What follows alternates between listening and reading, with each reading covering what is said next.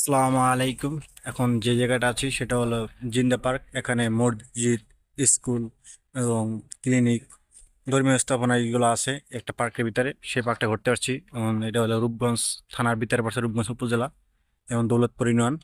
যাই ভিতরে কি কি দেখা আছে সেগুলো আপনাদের দেখাবো এবং সেগুলো শেয়ার করবো। চলান ভিতরে যেয়ে দেখা যাক জায়গাগুলো দেখছেন। এটা হলো ঢোকার গেট। এটা হলো ঢোকার গেট। ওই যে টিকিট কাটে স্থাপনা আর মানুষজন এই জায়গায় আসছে, ঢুকতে ঢুকতে আসছে। এটা হলো ঢোকার জায়গা। এটা হলো ঢোকার প্রবেশ মুখ জিন্দা পার্কের। আর এই সোজা বড় যে ভবনটা দেখা যাচ্ছে এখন বর্তমানে, সেই ভবনটা, এটা হলো স্কুল। এই জিন্দা পার্কের একটা স্কুল আছে এখানে। স্কুল এবং চলমান এটা আর একটা স্কুলের কাজ চলতে আছে এদিকে। এটা আর ভিতরে যাই দেখি কি কি আছে। মসজিদ। এই মসজিদের ভিতরে বাইরের দৃশ্য এগুলো। এটা হলো মসজিদ। আর এই মসজিদের আমি কোনো দিনে ভিতরে খুবই কাঠামো খারাপ, সুন্দরী। এটা হলো মসজিদের ঢোকার গেট। এটা হলো মসজিদ। আর ওদের ভিতরে যাবো না, আসলে মনে নামাজ পড়ছিলাম এই জায়গায়। এখন ঘুরে ঘুরে আপনার দেখা আশেপাশের দৃশ্য কি কি আছে আরো, চলেন সেগুলাই জানা যাক এবং কি সেগুলাই দেখি। জায়গাটা হলো মসজিদের মেয়ে যারা আছে, মেয়ে ছেলেরা ছেলেরা এই জায়গায় নামাজ পড়ে, আর মেয়েরা এই জায়গায় নামাজ পড়ার জন্য এটা কক্ষ তৈরি করেছে। বাঁশ বাগান, এবং বাঁশ বাগানে আমরা হারিয়ে যাচ্ছি। চলুন কি কি দেখা যাক আরো দেখি। এইগুলো বাঁশ বাগান, মানুষজন আসে, অনেক ঘোরাফেরা করে। এই জায়গায় নিরিবিলি পরিবেশ, খুবই সুন্দর। দেখা যাক টাওয়ারের মতো যে জিনিসটা দেখা যায়, এটা হলো জিনতে পার্ক প্যালেস বলে। প্যালেসের এটা রোড, ঢোকার জন্য রোড, আর এটা বলে প্যালেস, জিনতে পার্ক প্যালেস। পার্কের ভিতরে পাশে একটা লেক আছে। লেকের আশেপাশে এরিয়া ঘুরতে আছে, এবং এই পার্কের ভিতরে ওই পাশে লেক আছে। এই লেকটার ভিতরে 5টি লেক আছে এরকমের। 5টি লেক এবং কি খাল আছে, আর খাল আছে এরকম অনেক বড়। এই মানে 40 হেক্টর জমির না, যে 33 হেক্টর জমির উপরে এই পার্কটা নির্মাণ করা হয়েছে 1981 সালে। আর 80 সালের দিক থেকে 5জন স্টুডেন্ট এইটা নিয়ে নিয়ে পল্লী সমিতি নামে একটা সমিতি গঠন করে এলাকার মানুষ নিয়ে তখন এই পার্কটি নির্মাণ করে। তারপর থেকে এখানে আছে 5,000-এর মতো 20,000-এর মতো গাছ আছে, এবং ঔষধি গাছ, অনেক পদের গাছ আছে এই পার্কের ভিতরে।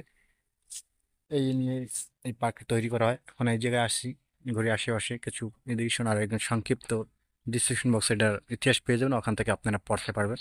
আমি দেখি ঘুরে ঘুরে আসি, দেখানো যায় সেগুলোই দেখবো। এখানে ভিতরে আবার মসজিদ আছে, লাইব্রেরি আছে, স্কুল আছে, ক্লিনিক আছে এটার ভিতরে।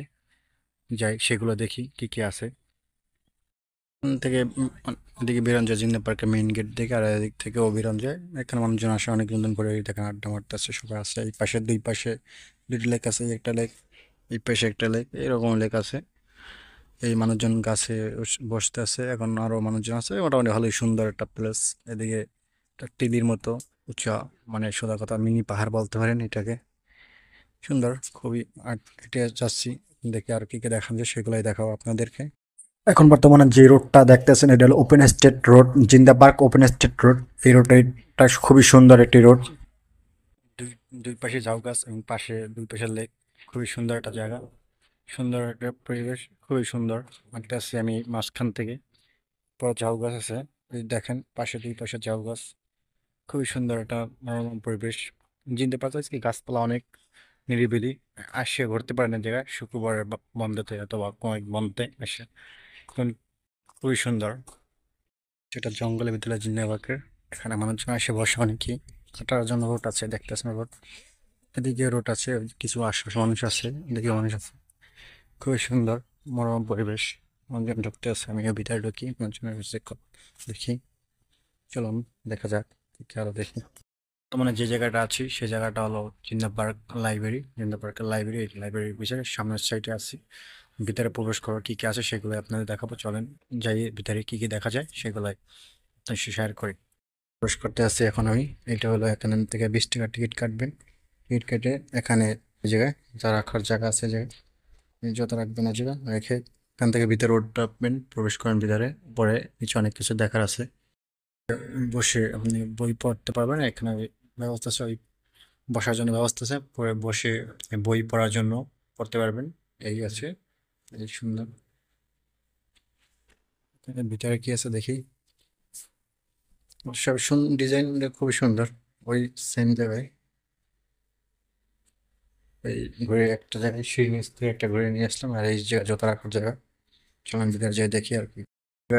এখন বর্তমানে যে জায়গাটা আছি সেটা হলো দোতলা। দোতলা, এটা হলো দোতলা ওঠার সিঁড়ি। জায়গায় অনেক ধরনের বই আছে, খুবই সুন্দর বই আছে এবং খুবই সুন্দর।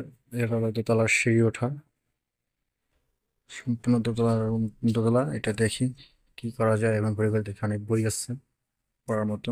এই চলুন তিনতলা যাই দেখি তিনতলা কি আছে, সেগুলো আপনাদের সাথে দেখাবো। আমি আছি তিনতলায়, লাইব্রেরির লাইব্রেরি তিনতলা আছি। তিনতলা আমার এখানে ফ্যানের সিস্টেম নেই, আমার খুবই গরম লাগতেছে। যে জায়গাটা আছে এটা হলো চারতলা। তিনতলা এবং চারতলা মাঝখানে সিঁড়িতে বসে আছে, মানে সেগুলো দেখাই করে তিনতলা এবং চারতলায় জায়গায় সব দেখানো যাবে। তিনতলা আর এটা হচ্ছে চারতলা, এর উপর হলো ওই পাঁচতলা দেখা যায় না, পাঁচতলা যাবো, পাঁচতলা যেয়ে আমি বিয়ে করবো। এটা হলো চারতলা, মানুষজন বসে আছে, অনেকে কিছু লোকজন মানুষ বই পড়ে। আমি তো আসছি দেখতে, দেখে তারপর তোমার যে জায়গা আছি এটা হলো ছাদ, জিন্না পার্ক লাইব্রেরি ছাদের উপরে আছি।